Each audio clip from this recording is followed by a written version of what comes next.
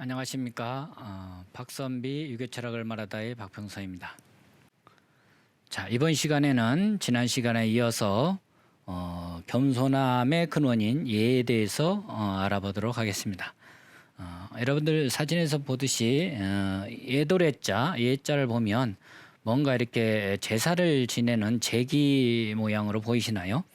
옛날에는 신들에게 제사 지내는 어떤 그런 의미를 예라고 했다고 합니다.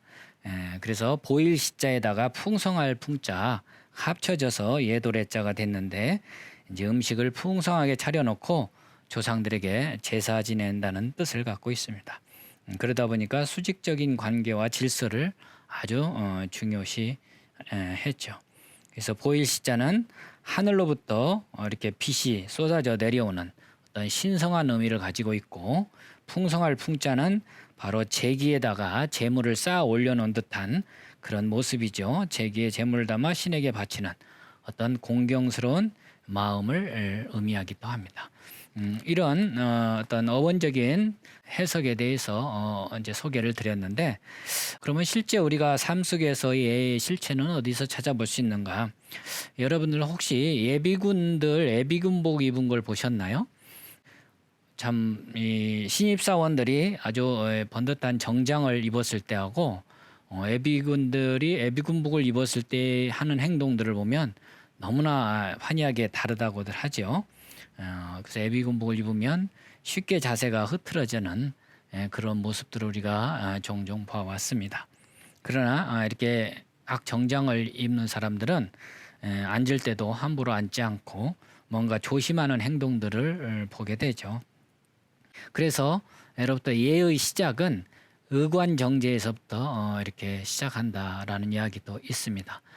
그래서 우리가 예는 어떤 의관정제를 반듯하게 하면서 이게 사람의 마음가짐도 달라진다고 합니다. 예는 음악을 이야기하는 악과 연관지어서 옛날 분들은 생각을 했습니다. 그래서 우리가 어떤 의식 행사를 할 때, 예배를 할 때 항상 이렇게 어떤 음악을 같이 이제 동원을 하죠. 그래서 항상 노래를 하고 찬송을 하고 그 다음에 어떤 행사 같은 걸 하는 것을 볼 수가 있습니다. 그래서 이 얘기라는 책, 우리 오서오경 때 제가 소개를 드렸죠. 오경 중에 하나인 예기라는 책에 악기편이 있어요. 그 악기편을 보면 예의 말단, 그러니까 예의 근본은 우리가 봄, 여름, 가을, 겨울이 이렇게 딱 그 절도 있게 변화되어가는 모습, 이런 것들이 예의 근본이지, 이 제사를 지내고 하는 것은 예의 말단이다. 이제 이런 얘기를 하고요. 음악은 봄에 이렇게 모든 만물이 싹 새싹이 올라오고 모든 동물들이 알을 까고 새끼를 낳고 하는 어떤 생명의 탄생, 이런 것들이 바로 음악의 근본이라고 얘기를 하고, 악기를 가지고 이렇게 아름다운 선율을 낸다든지 연주를 하는 것은 음악의 말단이다. 이제 이렇게 근본과 말단을 소개를 하고 있습니다.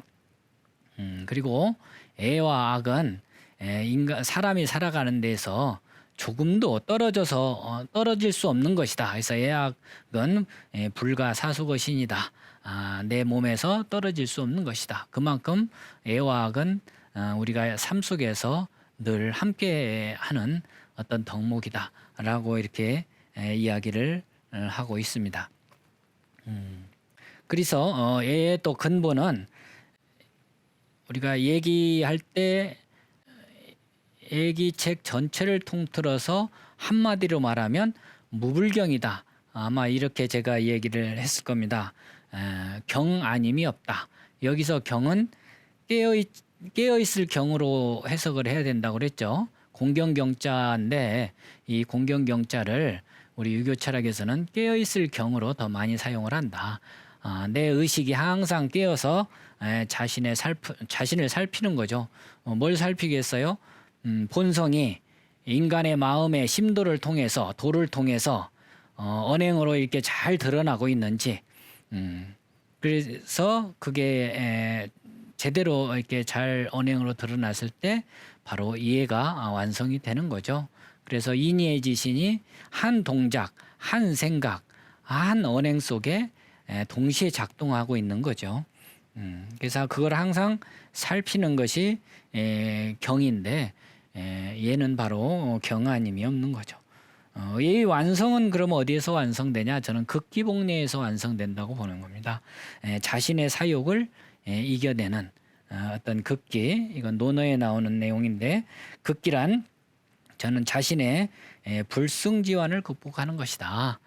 불승지환도 제가 이제 첫 번 시간에 아마 강의를 드린 걸로 알고 있는데, 바로 감당할 수 없는 환란, 자신의 오래된 습관 혹은 트라우마, 이런 것들이 바로 이게 마음의 도를 왜곡시키거나 막는 역할을 하는데, 뭐 마음의 길이 막히거나 뭐 깨지거나 이렇게 오염되면 언행으로서 그게 제대로 나오지 않겠죠. 마치 수도관이 녹슬거나 파열되거나 막히면 우리가 수도꼭지를 틀어도 물이 안 나오거나 아니면 녹순물이 나오거나 이렇게 녹물이 많이 나오게 되면 우리가 제대로 그 수돗물 덕을 볼 수가 없지 않습니까? 사용할 수가 없어요. 이렇듯이 우리 마음의 길이 제대로 이렇게 작동이 안 되고 막히거나 오염이 되면, 욕심으로 오염이 되면, 또 나쁜 습관으로 물이 들면 이 언행으로 제대로 사람이 그 선한 본성이 어진 마음이 이제 드러나질 못하는 거죠. 그래서 그것을 이제 극복하는 거, 그게 바로 극기복례라고 저는 생각을 합니다. 그래서 극기복례를 하기 위해서는 뭔가 이 수행이라는 걸 해야 되는데, 그걸 우리는 수신이라고 했다. 그래서 수신제가 치국평천하의 도를 유교철학에서는 목표로 삼고 있지요.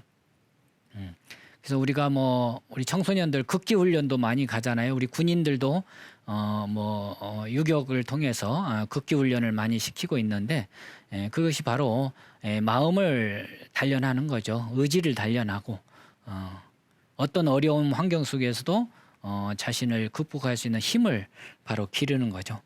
그건 곧 의를 충만시키는 겁니다. 그래서 그것이 잘 드러났을 때 그게 바로 의의 완성이 된다고 저는 생각을 합니다. 그 다음에 이제 지에 대해서 한번 알아보면요. 지는 바로 옳고 그름을 잘 분별하는 시비의 근원이 되지요. 그래서 유교 철학에서 특히 대학이라는 책에 삼강령 8.5기 있는데, 삼강령은 명명덕, 친민 혹은 신민, 지어지선, 이 세 가지는 지난번에 제가 이야기를 드렸고요. 그 삼강령 8.5, 8.5에는 경물, 치지, 성의, 정심, 수신, 재가, 치국, 평천하, 이 8가지가 바로 8.5기입니다. 유교를 하는, 유교 철학을 공부하는 또 선비들의 어떤 목표였던 거죠. 그것의 맨 첫 번째가 바로 이제 경물하고 치지가 되겠습니다. 그래서 경물치지를 잘해야 성의정심을 할 수 있고 수신제가 치국평천을 할 수 있는 거죠. 그래서 경물치지에 대해서 제가 좀 소개를 드리면요. 경물이라는 것은 바로 사물을 격하는데, 이 격자를 이제 이를 지자로 이렇게 주차 선생은 설명을 했어요. 이게 사물에 이르는 거죠. 내 시야가, 내 마음이 어떤 사물에 도달하는 걸 말하는 거죠. 그래서 지금 제가 카메라를 바라보고 있거든요. 제 시야가 그 카메라를 내가 경물을 지금 하고 있는 거죠. 지금 시청자 여러분들은 아마 TV를 통해서 저를 보고 있을 텐데요. 바로 TV를 보는 순간 바로 TV라는 사물을 격하고 있는 거죠. 그게 경물입니다. 그래서 우리 어린아이들이 맨 처음 말을 배울 때 이게 뭐야? 이런 질문들을 부모들한테 하게 되죠. 그래서 이게 뭐야? 이게 뭐야? 이건 TV야, 냉장고야, 세탁기야, 핸드폰이야. 이렇게 부모들이 이야기를 해주면 핸드폰을 딱 경물했을 때는 이게 핸드폰인 줄 알고 TV를 경물했을 때는 TV인 줄 알고 이렇게 되는 거죠. 그런데 우리 어린아이들이 한참 이제 이 말을 배우고 이게 뭐야가 어느 정도 다 되고 나면요. 그 다음 질문이 있대요. 왜 그래? 이런 질문을 한답니다. 왜 TV라고 그랬어? 왜 핸드폰이라고 그랬어? 왜 냉장고 세탁기라고 그랬어? 라는 이제 질문을 하는 거죠. 왜 그래요? 라고 질문을 한다는 거죠. 바로 그 왜에 대한 답이 저는 이제 치지라고 생각을 합니다. 알매 이르는 거죠. TV를 딱 보는 순간 저건 TV야. TV는 저렇게 방송을 송출해서 우리가 원하는 다양한 컨텐츠들을 보고 느끼고 하게 하는 거야. TV에 대해서 궁금하면 TV를 보는 순간 TV에 대해서 알게 되는 거죠. 전화기를 딱 보고 핸드폰을 딱 보면서 저건 핸드폰이야, 전화기야. 저기에 전화번호를 누르면 멀리 있는 사람하고도 이렇게 대화를 하고 소통을 할 수 있고 또 영상 통화도 가능하고 그게 그냥 알아지는 거죠. 그래서 경무를 하고 치지가 동시에 사실은 일어나죠. 그래서 인간은 어떤 지적 호기심이 있지요. 그런 거에 대해서 우리가 이제 영재아이로 아이들을 키우고 싶으면 왜 그래라는 질문을 했을 때 그 질문에 대해서 자세하게 최대한 정보를 많이 제공해 주면 줄수록 그 아이가 영재아이로 클 확률이 높다고 합니다. 대부분이 부모들이 이게 뭐야 할 때는 아이들한테 다 대부분 대답을 잘 해줘요. 근데 왜 그래? 라고 질문하기 시작하면 그때부터 말문이 막히는 부모들이 많죠. 그럴 때 필요한 게 바로 백과사전일 수 있습니다. 그래서 백과사전에서 한번 같이 찾아볼까? 요즘 같으면 컴퓨터 검색, 핸드폰에서 조금만 검색 기능을 알게 되면 우리 검색해서 왜 그게 그건지 한번 알아볼까? 라고 이렇게 해서 그걸 찾아봐서 왜 그렇게 이름을 지어져 있는지에 대해서 한번 이렇게 같이 알아보는 정보가 많으면 많을수록 지적 능력이 뛰어날 겁니다. 그런 아이들은 자연히 영재로 클 수밖에 없겠죠. 그래서 이 경물치지 유교 철학에서 말하는 이 지혜 개념 이거는 바로 어떤 사물에 대한 어떤 정보 능력, 지적 능력이라고 할 수가 있습니다. 예를 들어서 제가 이제 이렇게 경물치지 물방울 하나를 가지고 한번 경물치지를 해봤는데요. 여러분들 하늘에 구름에 떠다니던 물방울들이 어느 날 비가 돼서 떨어졌어요. 근데 그 빗방울이 나뭇잎 위에 떨어져서 나뭇잎이 그걸 흡수했네요. 그런데 지나가던 토끼가 그 풀잎을 뜯어 먹었어요. 나뭇잎을. 그런데 그 토끼가 다시 또 사냥꾼에 의해서 잡아먹혔네요. 그리고 그 사람이 다시 배설물이 돼서 빠져나와서 다시 승화가 돼서 다시 구름이 됐어요. 이 물방울 하나의 물방울의 입장에서 보면 비가 되고 나뭇잎 속에 들어가서 나뭇잎이 되고 토끼 몸으로 들어가서 토끼가 되고 사람 몸으로 들어가서 사람이 되고 다시 하늘로 올라가서 구름이 돼서 형상은 다양하게 변화가 됐지만 물방울 하나의 입장에서 보면 한 번도 변한 적이 없더라고요. 내가 보니까. 그래서 이게 어떻게 보면 우리 인간의 정신문화, 정신세계도 이와 같지 않을까 이런 생각을 해봤고 불교에서 말하는 어떤 윤회 같은 것도 이러한 이치가 아니었을까 이런 생각도 해봤고요. 그래서 어떤 핵심 본질을 꿰뚫어보는 안목 이게 이제 경물치지 공부를 통해서 길러질 수 있습니다. 그래서 옛날 선비들은 항상 경물치지를 통해서 유교철학 공부를 시작했다고 합니다. 저는 이제 이 알미라는 거, 뭔가를 안다는 거 이것을 이제 세 가지 단계로 이렇게 구분해 봤습니다. 우리가 이 육신의 눈이 있어서 세상을 밝게 보죠. 그래서 이게 앞에 카메라가 있구나, TV가 있구나, 형광등이 있구나 이렇게 보는 순간 우리는 알게 되죠. 육신의 눈의 도움을 받죠. 그렇지만 이 눈으로 보이지 않는 세계도 있다는 걸 우리는 알고 있습니다.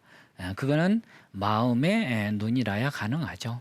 저는 지금 이 스튜디오 안에서 카메라 앞에 서 있지만 제 마음속에 제 정신에서 지금 어머니를 떠올리면 어머니 형상이 내 마음속에 탁 떠올라요. 아마 여러분들도 지금 어머니 아버지를 떠올려 보면 머릿속에서 마음속에서 어머니 아버지 얼굴이 떠오르죠. 내 지금 눈앞에는 안 계시지만 내 마음에는 살아 계시는 거죠. 그게 마음의 눈으로 보고 있기 때문이라고 저는 생각을 합니다. 그런데 이 마음의 눈보다 더 하나 깊은 눈이 저는 하나 있다고 보는데요. 그게 제3의 눈, 제3의 탄생, 영혼의 눈, 영안, 혹은 지혜의 눈, 해안, 뭐 이런 얘기가 있죠.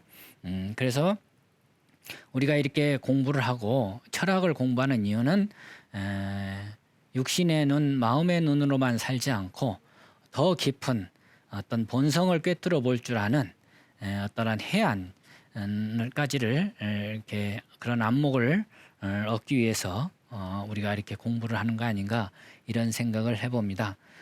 제가 한창 공부를 할 때 CCTV 그 보안 요원을 한 적이 있어요. 밤새 100대의 모니터를 이제 CCTV 카메라에서 잡아내는 모니터를 이렇게 밤새 바라보는 직업이었는데요. 어느 날 제가 그걸 보면서 CCTV는 우리 인간의 오감에 해당하고 그 CCTV에서 잡힌 이 모니터에 를 바라보고 있는 이 관찰자, 보안 요원이었죠. 보안 요원인 나는 바로 그 육식이죠. 육식 여섯 번째 의식 아니었을까? 그런데 그 다음 날 아침에 우리가 밤새 일어난 상황을 기록을 해서 이렇게 보고서를 작성하죠. 그럼 보고서 자체가 또 하나의 기록이 남죠. 그래서 그 기록이 남는 것 자체가 하나의 또 지식이 되고 정보가 되지 않습니까? 이렇게도 한번 나눠봤고요. 공자님께서는 사람을 볼 때 세 가지 눈으로 보라고 얘기를 하셨는데요. 바로 시기소이, 관기소유, 찰기소환이라는 게 있습니다. 그게 보일 시자인데요. 까닭을 봐라. 관기소유, 이 볼관자예요. 보긴 보는데 말미암는 것까지를 살펴봐라. 찰기소환, 살필 찰자예요. 그 편안한 바를 살펴라. 이렇게 세 가지 단계로 이야기를 합니다. 그래서 단순하게 사람을 죽이는 광경을 보면 저건 살인자인데 이렇게 그냥 눈으로 보면 확연하게 시비가 분명해지죠.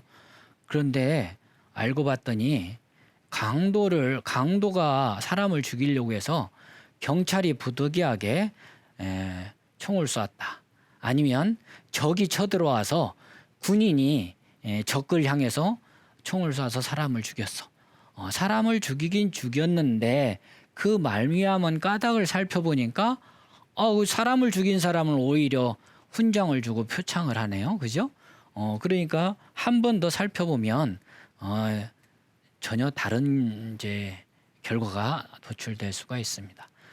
근데 적군을 대항해서 무조건 적을 또 죽이면 안 되죠. 항복한 사람은 죽이지 않는 게 또 우리 인류 사회에서 보편적인 도인데 항복한 사람까지 혹은 적의 어린아이까지 이렇게 무차별하게 우리가 적군이라고 해서 사살을 하고 죽이게 되면 그런 비난을 하죠. 왜?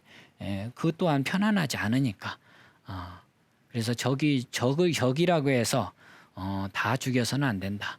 이제 우리가 이렇게 살펴보면 결과가 달라지는 거죠. 그래서 시기소위, 관기소유, 찰기소환까지 잘 한다면 인원수재리요, 인원수재리요. 사람을 어떻게 속일 수가 있겠느냐 이렇게 공자님께서도 이야기를 하셨습니다. 그래서 지에 대해서 제가 이렇게 소개를 드렸는데요. 그래서 지금 예와 지를 소개했고, 마지막으로 이제 이 성실함의 근원, 인 바로 믿을 신자죠.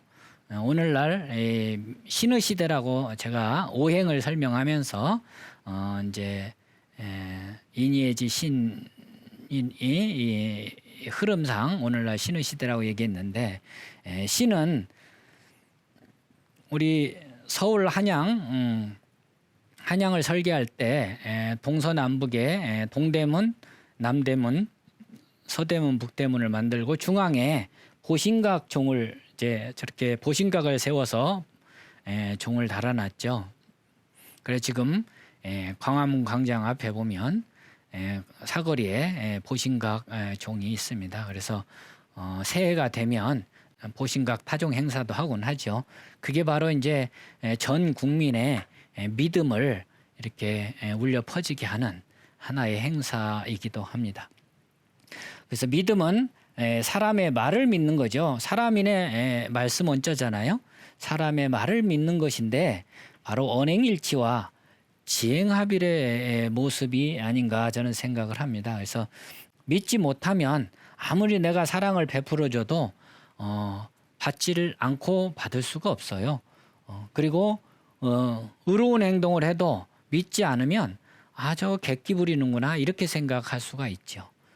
또 양보를 해도 믿지 않으면 의심하게 되고, 아무리 좋은 지혜도 믿지 않으면 그걸 갖다 쓰지를 않아요. 쓰지 않으면 뭐 그 지혜가 영향력을 발휘할 수가 없죠. 그래서 아마도 이 믿을 신을 동서남북 중앙 토의 자리에 이렇게 배치한 거 아닌가, 이런 생각을 해봤습니다. 그래서 성실한 마음은 바로 믿음의 단서가 되지요.